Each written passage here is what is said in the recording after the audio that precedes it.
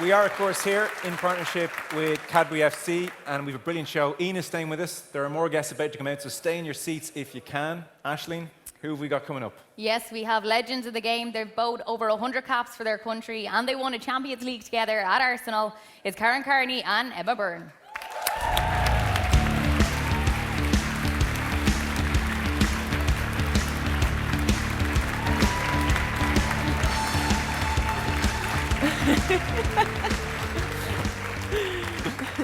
You're both very welcome. How can you not love Ian Wright? Oh, we love him. We love him. Part of the family now. We were saying we're screwed after Wright. He's just absolutely nailed it. Everyone's laughing and we're going to bring it right down. He should have been on last. Yeah, I thanks, know. Wrighty. Don't stay screwed, Kaz. You stay and put for the whole thing. We're all good. Yeah. It's great to have you here. Obviously, women's football at the moment, Karen, it's in a good place. Yeah, amazing, especially after the Euros as well. Everything was smashed, record attendances, perceptions changed. You know, and obviously, from an England perspective, it went really well for us as well. But I think probably, I know it's a bit cheesy, but I actually think women's football won as a whole, and the audience was amazing, and it couldn't have gone any better, really. So good. And the football was brilliant. Yeah, it sort of felt like we talked about the tactics. We talked, about the skill level. You know, it wasn't about women's football. It was just about football. Yeah, definitely, and I think that's what we always want to happen. I know Ian's a massive supporter and an ally for that, and kind of helps see it as football, and that's what we want. But I thought sometimes when you come out of the game, there's been a journey for women's football. You're a bit nervous as to how it's taken and perceived, because it is still growing, and you know, we have been behind historically. We can't deny that, but you know, even myself, I forgot I played. I actually just loved it as a fan. I went to games as a fan, went with jerseys, sat back and watched it, and learnt stuff as well. It was just so refreshing, and completely fell in love with the audience, the crowd, the fans, the atmosphere. It just could not have gone any better. Yeah. It's amazing how far it's come.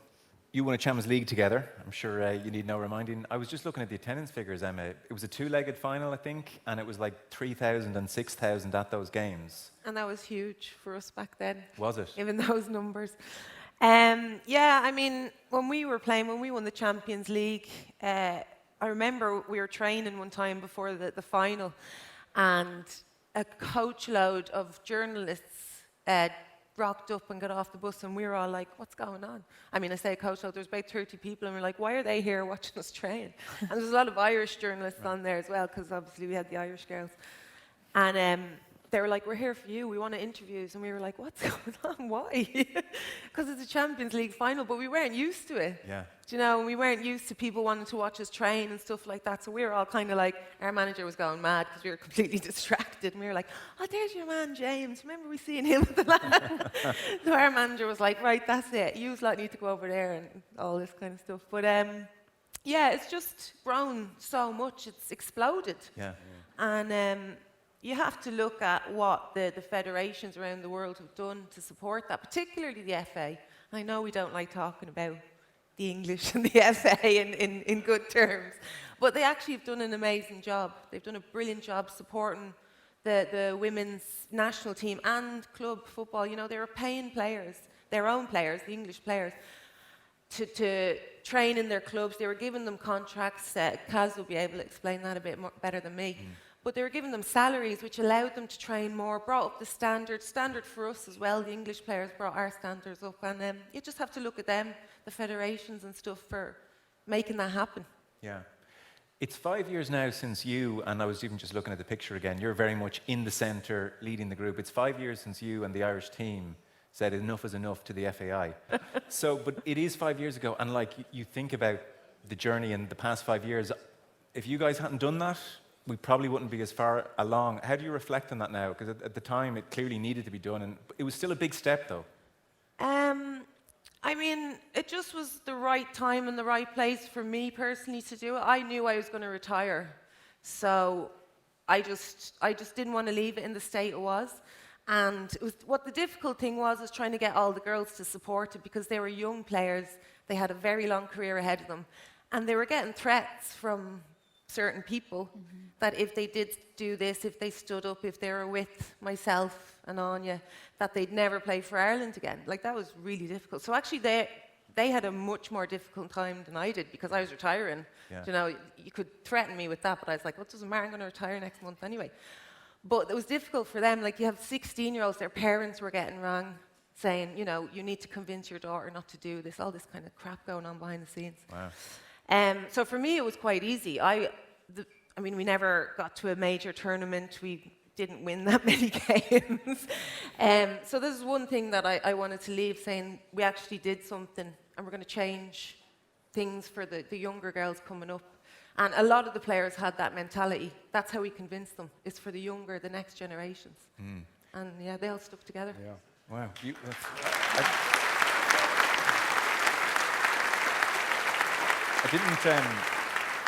I didn't quite realise that players' parents were being rung with those threats. So you must have had to reassure everyone, let's do this. This is the right thing to do. Or I mean, afterwards, we were just exhausted. yeah.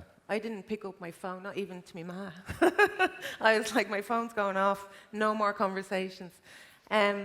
Because we had to keep trying to convince them. Few would drop out, trying to pull them back in. 60% might say no, trying to get 10%, 20% back in. And there were a lot of people behind the scenes. It wasn't just me and Anya. It was the PFA as well, PFAI. Yeah. Who are working really, really hard behind the scenes. So, you know, to get everyone together, and Roy Keane actually rang me, that's one thing he said. I was in the airport. Actually, I did pick up the phone, and it just so happened to be Roy Keane on the phone. And he basically said, you know, I tried to do this, and no one fucking followed me, basically. And he was like, so I have to commend you guys for keeping everyone together. I know how hard that was, to get everyone together and to go in together. So he was like, well done for that alone. So he was kind of like a little bit jealous of how we did it, I think. And just for context of what went on and why you done this. So you were changing from gear in the airport. You were giving the gear back to the underage girls. The funding itself, how you were getting paid, not getting paid, not getting expenses, that sort of thing. Yeah. What was the extent of it all? Well, like, it's funny because everybody is talking about the tracksuits in the toilets. I actually didn't care about that, to be honest. I just wanted to get rid of them and get home. For me, it was watching our surrounding neighbours doing better, getting better support, becoming a better team than us. Whereas when I first started playing for seniors, we were beating Scotland, beating no problem like that. Right. Those were easy games. Never, they wouldn't play us, so I don't know how we would have got on with them. Never played England, never. That's mad, isn't it? No, we didn't actually. No. Oh, they're afraid of us. See. Yeah, and I don't blame them, because we wouldn't have played football, we just would have had out to kick them around the park. But it was just seeing the other teams getting better than us, and it was simply because it wasn't even about, it was about money, it's always about money. Their federations were supporting them, as in, you know, supporting their clubs, which allowed their players to train more, they had better facilities, just, you know, the grassroots stuff of football. We weren't getting that, and we were falling behind. And I had to go into these lot in Arsenal, and they were slagging us, like, for drawing with Wales or drawing with a team Donna that we wasn't. No, can't say you were, Kaz, but everyone else was.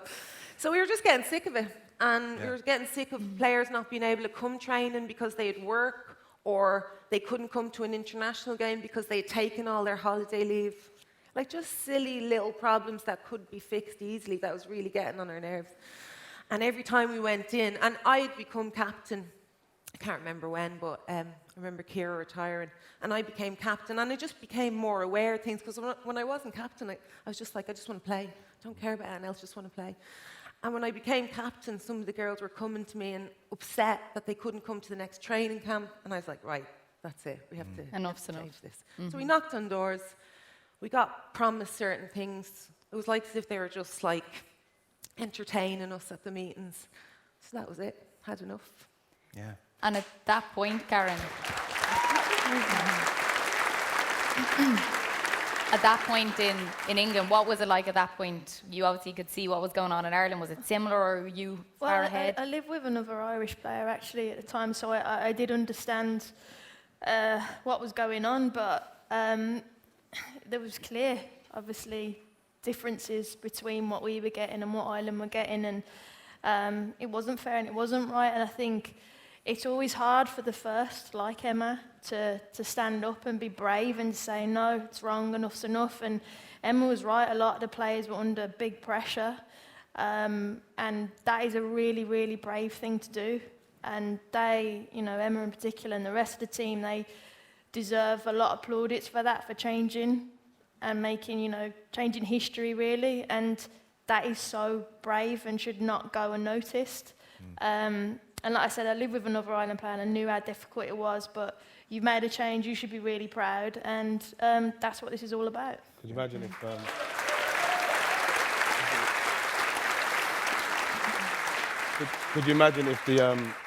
if the men, when Roy Keane he got hammered for that by people, if the men followed him at that time, what might have changed for them?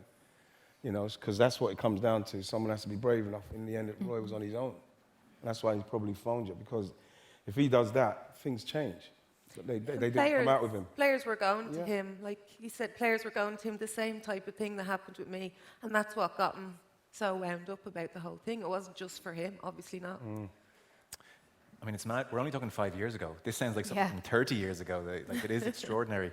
Your time at Arsenal together, you would have been very young joining Arsenal, Karen. Like, you made your debut for Birmingham at 14. Yeah. And then joined Arsenal still as a teenager. Yeah, 18, I went there and I was petrified of Emma. No, the thing was, I played for Birmingham and at 17 I got sent off against Arsenal. And so I kind of started on the wrong foot, so I turned up to pre-season. Oh, we loved you because of that. Oh, that's all right then. But I turned up to pre-season a bit nervous because I'd got sent off against Arsenal, and but they were brilliant. And I quite like that once you're in the group, they protected you, you're one of their own, and it was great. And Emma was really cool in that. I think the first time I went there, Emma put me up because I was only young, didn't know where to go, and stayed with you on the first weekend and made me feel really settled. So I'll always remember that. Yeah. You were there for such a long time, Emma, 2000 to about 2016, 17, won a gazillion trophies. The Champions League was in 07.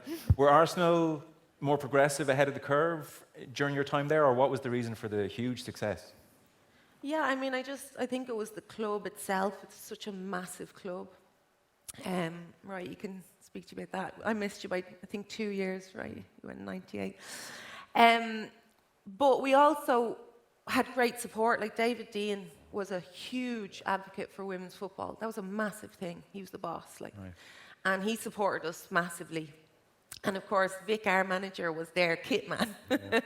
So we used to get loads of little perks, like we'd have all the kit and everything. We got their shirts, signed shirts, and there was just loads of really good links with the men's side, which is really important, which is what every club's trying to improve on now.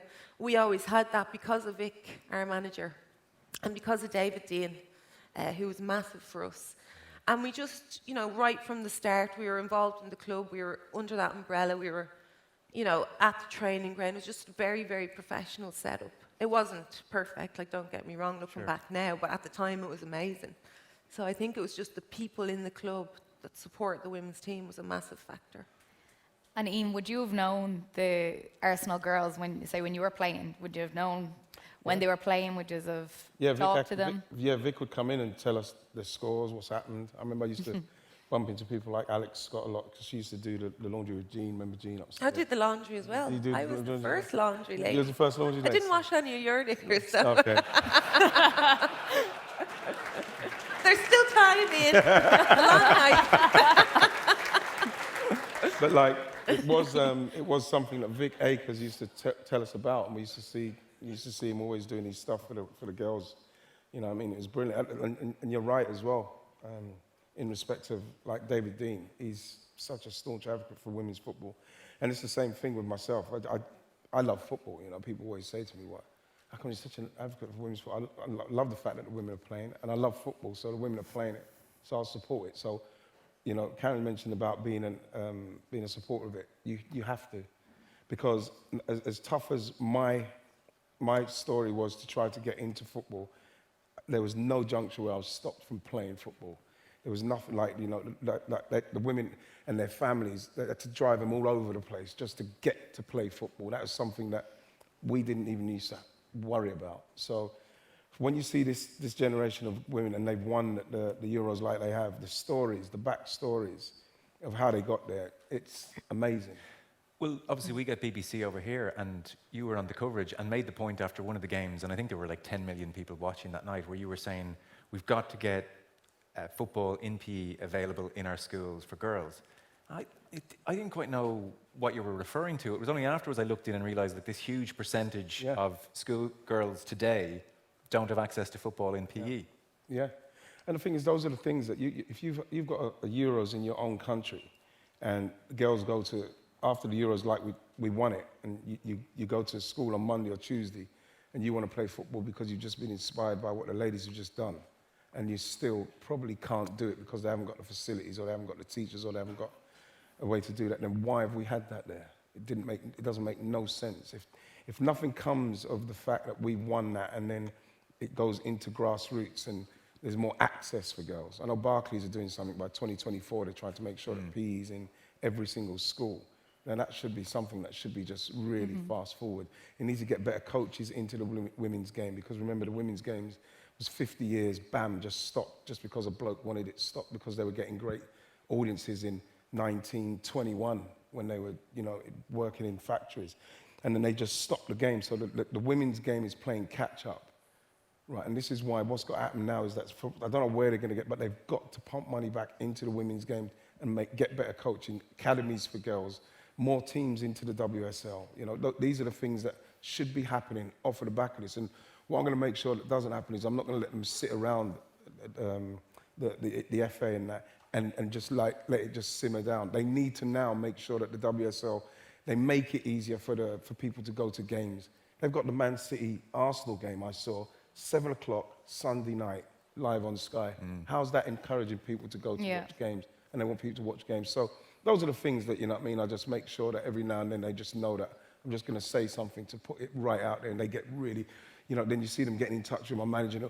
It's Ian. Yeah, we just wondered if he could come in for a meeting. I say, fuck off, I ain't coming for no meetings. You know what I mean? Because what they want to do is, they want to try and just get you to just like, oh, we're going to do this and we're going to do that. So you say, oh, okay. And they want to kind of stop you or press you from speaking. So I always just say, no, I'm not going to be thinking. So I just blast it out there. And this is why winning the Euros is they cannot sit on their laurels. They've got to do something. They have to do more. Yeah. Absolutely.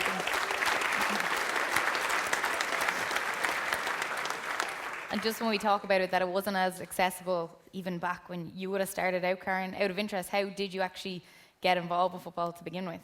My big sister, who, unfortunately, I'll say it, she's 12 years older than me. She loved football but didn't have any opportunities to play. So she kind of went into coaching and became a referee and coached a grassroots team. She had them from under 12s all the way to first team, and she went and coached America and brought me back a Mia Hamm jersey.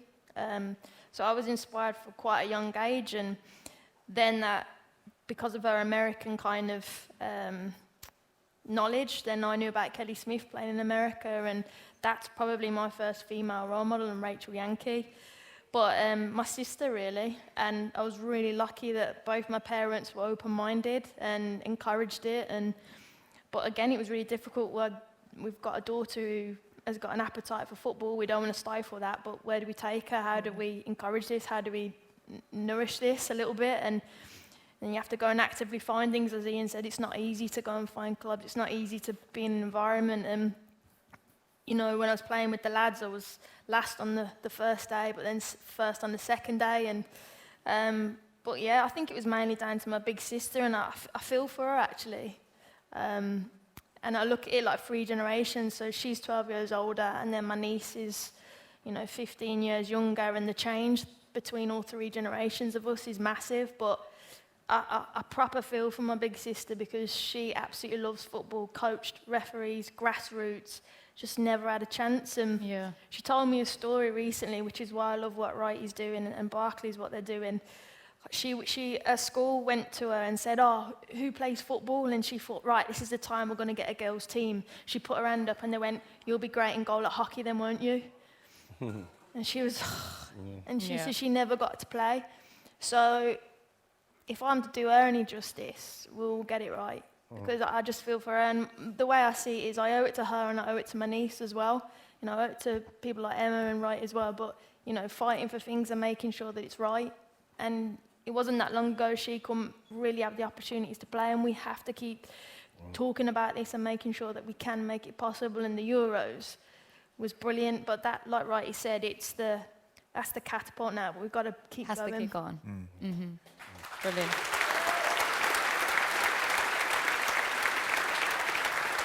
And Karen, we're very familiar with Emma's career, obviously your career. I mentioned Birmingham at 14, and then Arsenal as a teenager, and Chicago for a year, and then back to England, and you played for Chelsea and Birmingham again, and 144 times for England as well. I saw you say that by the end, mentally you were done. Physically you could have gone on, but mentally you were just done with the game. Yeah, I think I'd done 9 back-to-back tournaments, and I was just like, you know, I was in at 17 and started at 14, and I just couldn't keep really going. And I think once the fire in your belly kind of goes, then that's really time to move on. And I just pretty much thought I've had a really good career, but, you know, if you live to 100, touch wood, you do. But football, you know, is only a small part of your life, and, you know, you've got a large part of your life that you want to live. And I enjoy what I do now and making change in that aspect as well. But I had a great career, no regrets, played with some amazing people, did some amazing things, but everything has to come to an end. Yeah, and you'd no regrets. You didn't, like, it sounds like almost burnout at the end a little bit. Yeah, I'd say a couple of times a burnout, again, because of resources. We didn't really have that, and, you know, we had to do a lot of things on our own. But, it was just time, and I'd had, like I said, no regrets, really. Yeah. I don't think we should ever really look back, only learn from those lessons, but I don't regret anything. Yeah. How did you two find retirement? Every time I go to a football ground now, or you go to an England game, once the crowd and the buzz, you want to play. You know, you want to play in the big games, and I will always miss that. I miss scoring goals. I miss celebrating in front of fans. I miss that. That will never, ever be replaced by anything else, ever. How did you find it, Emma? Were you done and happy to step away, or? I was done. It was the right time as well for me. Not only was I not able to tie my own laces in the morning, but finally a goalkeeper came along that was better than me. I mean, I was there for so many years. But as well as that, all my close mates had gone 3 or 4 years prior to that. This new generation came in, a completely different generation. And the last season for me was about just keeping my head above board, just keep going, and then that was it. Because it's just different when all your mates are gone, different mentality. Yeah. It's quite an individual sport. I found the team togetherness had changed, the dynamics had changed, whereas when we were playing, we'd kill for each other. It was about the team. It's not even about the manager. It was nearly just us together and everyone else apart. And the next generation was a little bit different. It was about themselves. And I get it, that's how it is. Just a little bit different. And I was like, that's it, I'm done. Time to go. And a completely side note, how did you actually end up in goals? Because it's not the first place when you go out onto a pitch that you're like... Because I have 2 brothers that are bigger than me. They put you there. So what, they put you there? And they made me stand and go while they pelted the football at me. In my hallway, not even on a pitch. It's funny because, Karen, you talk about your sister, Ian, you talk about the teacher, you talk about your brothers. It just shows how important it is to have that person that sort of believes and, you know. Oh yeah, and one of my best mates, Ma, was the manager. And I wasn't allowed in her house unless I trained with the team. So if I wanted to get into Mandy's house, I had to go and play for Leagues of United. That's one way to get me there. We do have a special guest. We're kind of hoping this works, I suppose. She is going to join us via Zoom. You can give her a big welcome, and we think she'll see us, and we'll see her, and it'll work very well. She is a legend. She is the Irish captain. I think she could be Ian Wright's favourite Arsenal player. Yeah. Will you give a warm welcome, please? We have Katie McCabe. Woo! Hello. Hello. Can you hear me okay? Yes, we can see you. Okay, good. Once you can hear me, that's all right. Can you hear Vicar Street behind us? You can? I can indeed. Ian Wright, let's embarrass Katie for a second. How good? Unbelievable player. Like, you're right. You know, I love all the Arsenal players, but I've watched Katie a few times, especially at Boreham Wood, and she plays how I want my left back to play. It's very swashbuckling, you know, scores great goals, you know, flies into tackles, you know, everything that you want from a player that makes you watch the game and say, yeah, if I was playing, I want to play like her. She makes me want to play again. She plays right on the edge. I love it. I love the way she plays. Oh, I think take that. That's pretty good. Too kind, Wrighty. So how is life? You're getting ready for another big season. Yeah, back in pre-season now. The girls are back from the Euros, and Rafa's back from Copa America as well. So we're preparing to head to Germany on the weekend for a pre-season tour, to kind of get all the team together to obviously prepare for the upcoming season, which I'm really looking forward to. We saw you, well, on Instagram, certainly, you were at quite a few of the Euros games. Were you supporting England? I was Tell the truth, Katie, or I'll show them the text messages. Oh, it's all coming out. I was supporting my teammates. Obviously, Leah, Beth, Lotta, and Keith. Keith at the time, obviously, she's left us now.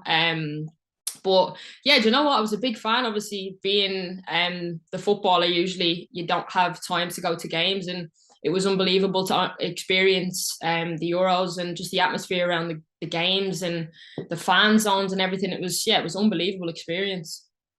I'm sure watching on, you're probably itching to be out there, to be involved. Yeah, that time will come for us eventually. For the Republic of Ireland, obviously, it's something we've been trying to get to for the last number of years. Isn't that right, Emma? That's right, totally. Finland, 1st of September. That's the big one. Yeah, big one. So we'll have a sellout at Tallaght Stadium on the 1st of September. And if we beat Finland that night, we'll reach a World Cup playoff. So yeah, getting prepared for that one coming up. We were just chatting here before you joined us, Katie, and we were chatting to Emma about 2017 and the stand that the team took. You would have been a very young player then, and Emma was saying it was quite tough for the young players to make a stand like that. What's your memory of that period? It feels like 20 years ago, we were saying, but it's very recent history. Yeah, for me, obviously I was fresh in the squad. I think I was about a year in, but it was a no-brainer for me. Emma was our captain at the time and knew exactly what the right thing to do was for the team. And evidently it's gotten us to where we are today. She put her neck on the line and took the stand and spoke in front of like a ton of journalists at the press conference that day. And it was such a brave thing to do. And for us, as I said, it's putting us in a better position now. We've recently got our equal pay deal, but none of that wouldn't have happened if Emma hadn't took the stance she did. And of course, the whole team was going to back her 1,000% on that as well. Yeah, amazing. Nice one. It is incredible to see how far the game has come on, especially here in Ireland, and even just the sponsorship around it. And one thing I've noticed recently is obviously the signs that are up, the marketing, and just sort of like a stone's throw away from your home house, there's a mural, and you're actually up on the wall in this mural. Like, that must be mad for you. Yeah, my ma's buzzing about that. She was when it went up. Yeah, they were all out getting pictures. See my face every day. Yeah, they were. But like you said, like what the work Sky are doing and Cadbury's are doing for the women's national team back home in Ireland, making us visible to young girls and young boys around the country. The funding they're putting in as well is fantastic. So we need more of it. We need it to keep going. But yeah, it's obviously a fantastic thing to see. And it's inspiring lots of young girls and boys around the country. One in particular is your little sister. I'm fond of her on Instagram. I follow her and all her tricks she does. She's obviously playing underage at the minute for Ireland. She's better than me. She's pretty good. Yeah, no, she's been obviously head down at the minute. She got selected for the under-16s Ireland team. So they were down in Carlow the weekend playing a few games, and our assistant coach at the senior team, Tom, is the head coach down there. So she's trying to get our foot in the door with him, trying to become his favourite player and that.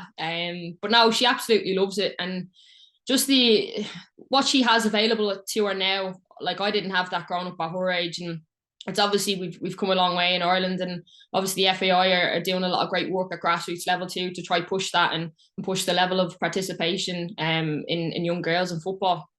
At club level, you're doing amazing things. You and Chelsea are having this real fight. Certainly last season, it went down to the last day, and you just missed out. I see Karen there. Me and Karen used to have a good go at each other on the pitch. Oh, there we go. Well, sorry, forget my question. Tell us about that. She used to win. No, I used to love coming up against Karen. She's pretty similar to me. Loves a good tackle, loves a good scrap, and loves a good yellow card. No, So. you're a liar. He just doesn't love a good tackle. You just But she loved one against me. Come on, Karen. Oh no, like, to be fair, we did have one little kerfuffle, but yeah. But we'll that's call your Irish blood in you. That is, yeah, to be fair, we probably rubbed each other up the wrong way, but no. I still can't work out whether you're better left back or left wing, but either way, you're a nightmare to play against, so fair play to you. Emma, were Katie and Karen mouthy on the pitch? Oh, I don't think. Karen's quiet. It's her. She causes all the problems. She never fights with anyone. Katie, I was talking to some of the, I'm not going to name the team, but another team in the WSL. And they were like, do you know Katie McCabe? Yeah. I was like, yeah, of course. Oh, hate her. And I was like, what? Perfect. I was like, Katie's sound, like she's pure sound. No, can't stand her. I was like, that means she's a good player. Yeah. She used to wind, Exactly. Katie would wind you up, she's smart, so it's a great way as well. You can and see her enjoying it as well. Yeah. That's what I don't know who that is. I mean, you need to. She's going on. Don't worry, I'll text you later. But I'd say as a player, Katie, you'd like to hear things like that. You're doing something right. I guess it's a backhanded compliment, I suppose. Obviously, yeah. Look, I like the battle, whether that's at left wing or left back. Yeah, it's just once it's down the left for me, I'm all right. But yeah, I like the battle and I like the challenge on the pitch. And obviously, as you mentioned before, with Chelsea, it went right to the wire last year. So we'll be looking to obviously, yeah, dissect last season and look to put it right again this season coming up. It's going to be tough. Everyone's strengthening all around the league as well. So, yeah, we'll be looking to hopefully win a few trophies this year. And I guess there must be a huge focus on that Finland game as well. Yeah, completely. It's weird, actually, the international window's been played before the season actually starts. But like that, we've had some pre-season games, which is obviously great for the match fitness. And yeah, we'll be raring to go for that game against Finland coming up. We had a tweet in. Somebody wanted to ask how you got so good at set pieces. So I presume a lot of practice is the short version. Yeah, I think so. I was put on set pieces, I think, Ireland pretty early on, Emma. I think you probably maybe remember that. And I just like taking set pieces. So I've always just kind of kept practicing it and making sure I can still hit it into a good area in the box. And then hopefully one of maybe Louise Quinn just heads it home. Well, listen, we hope we see that on September 1st. Thank you so much for calling in. This was great. Thanks, guys. I really appreciate it. Good chatting to you. And we'll see you in Tala. Katie McCabe, everyone. Thanks, Katie. Bye-bye. Thank you, Katie.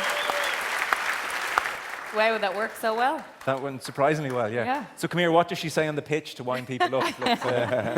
She was a nightmare to play against, and if you haven't seen some of her goals, there's so many you could see that were just worldies. And now I just get the joy to watch her, but she was a nightmare to play against. But again, it's a compliment. That's what you don't want to play against good players that can do stuff to you that can really hurt you from the opponent's point of view. But brilliant player. By the way, Emma, we got a glance there from the current captain saying what a leader you were 5 years ago. Maybe we don't all realise just what an amazing thing you did and drove it on and the stress. So it's great on a night like tonight that it gets mentioned. So Absolutely. well done. Amazing.